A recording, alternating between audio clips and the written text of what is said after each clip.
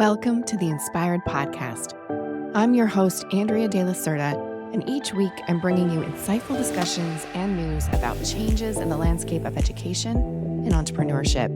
As a 22-year entrepreneur, corporate executive, business coach, and leader, I mentor a community of change-making men and women to get out of their box and step into their true calling to make their biggest impact.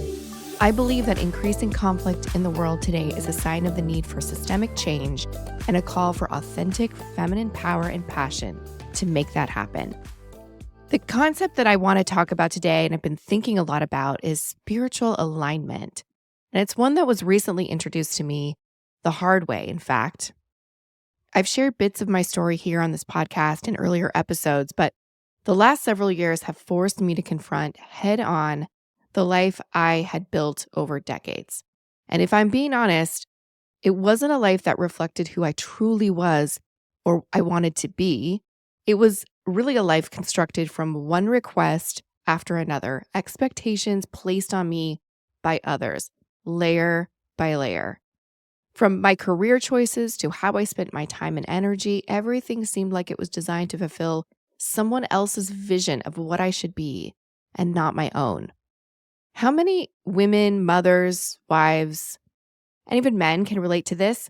We've often been taught to put ourselves last, put others first, to nurture everything for everyone, to mold ourselves into the boxes that society, family, or partners expect us to fit into. And whether it's the pressure to be the perfect mother, the supportive wife, the successful career woman, or the perfect spouse, or all of the above at the same time, we often lose sight of who we really are in the process. We may make choices that at the time seem like they'll bring harmony to make others happy. But what happens when those choices slowly chip away at our own happiness? We wake up one day, like I did, realizing that we've been living someone else's life and not our own. The weight of this realization can be crushing. And it's not just the disappointment in the life you've built, but the exhaustion from trying to keep up with all these roles and expectations that were really never truly yours. That misalignment between who you are at your core and the life you're living just becomes too much to bear. And at some point, it all comes crashing down. And for me, that crash was a wake-up call, a painful but necessary moment that forced me to ask myself, whose life am I really living? And why have I been so afraid to live the life that's aligned with my true self? It's a struggle I know so many people face, and it's not one we often talk about, especially as women. We feel obligated to be everything to everyone, and in doing so, we forget that the most important relationship we have is the one with ourselves. It's time we start giving ourselves permission to step out of the boxes others have built for us and create our own paths, ones that reflect our true desires, passions, and purpose. Because only then can we find real fulfillment and live a life that feels aligned with who we're meant to be. This eventual extreme misalignment I created seemed to cause all the dominoes that made up my life to come violently crashing down. I was left destroyed, physically and mentally, battered and bruised, and forced to ask myself, what have I done with my life? How did I get here? And what I've come to understand in the years since, and a lot of course, therapy and personal development, is that it was a series of choices that I made over my lifetime that were misaligned with the truth of who I am. What they were aligned with were more the expectations and desires of others. So lately, I've been contemplating the concept of the boxes that women are often asked to climb into at various times in their life. Maybe by a religion, a spouse, a parent, a child, a boss, or anyone that has expectations of who or how they think we should be. And whether it's a need to feel accepted or loved, we often sacrifice our own alignment by crawling into the box that others designed. I remember when I changed my major after my first year in college from international relations to advertising and marketing. My mom actually cried. She cried tears. I'll never forget the shame and sadness in her voice when she asked me, advertising and marketing, is that all you want to be?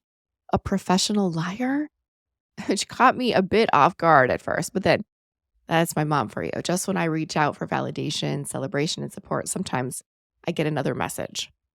And for decades, though, I internalized these comments. Perhaps there was something wrong with me and my values in the world and in my life. Inevitably, my mom would follow up her concern with her view of my life by saying, "Why don't you just become a teacher? You'd be such a great teacher." I heard this from my mom so much that I finally did what she requested. I quit my corporate marketing job and went back to school to become a teacher. I racked up another 2 years of college debt, passed all the necessary exams, and began teaching. I'm the oldest child. I'm a hard worker with a heart to do good work. So I was a decent teacher, I suppose, but I lacked the passion. Each day I came to school, I felt that misalignment in my life, and almost immediately I regretted it. I missed the hum of my old work environment, the people that I grew to care about, but it was too late to go back. What I didn't understand then was that just because someone you love and trust believes you're good at something doesn't mean it's what your soul is meant to do. And the only person who can discern the difference is you. But the courage it takes to communicate your true self is big. It's huge, and it shouldn't be underestimated. I climbed into the box someone else built for me. Why? Maybe I thought it would bring us closer. Well, newsflash, it didn't. And this is just one example. But if I do an honest accounting of each big decision and small decision sometimes I made for myself, I made for someone else and not myself, it was adding more dominoes to a rickety pile that would never be sustainable. And one day, I would be faced with making large, sometimes painful, sometimes really expensive decisions to bring my life back into alignment with my soul. Do you have any examples of moments in your life when you were put into a box like this? And if you did, how did you respond? I would love to hear others' stories on this topic.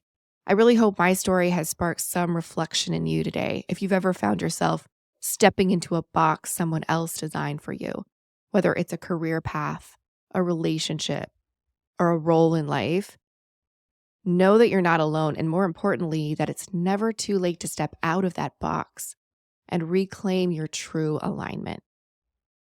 Remember, the journey to finding your authentic self and living a life of purpose may not always be easy, but it is absolutely worth it. It's a path to personal freedom, true alignment with your soul. I encourage you to think about those moments in your life when you've made choices for others rather than yourself, and start envisioning how you can make decisions that reflect your own truth. Thank you so much for joining me today. If you've enjoyed this episode, be sure to subscribe, leave a review, share it with others who might benefit from these conversations. I'll be back next week with more insightful discussions and stories to help you step into your power and live in alignment with your soul's calling. Until then, stay inspired, stay empowered, and keep pushing those boundaries. Tune in next week for another new episode. Thank you.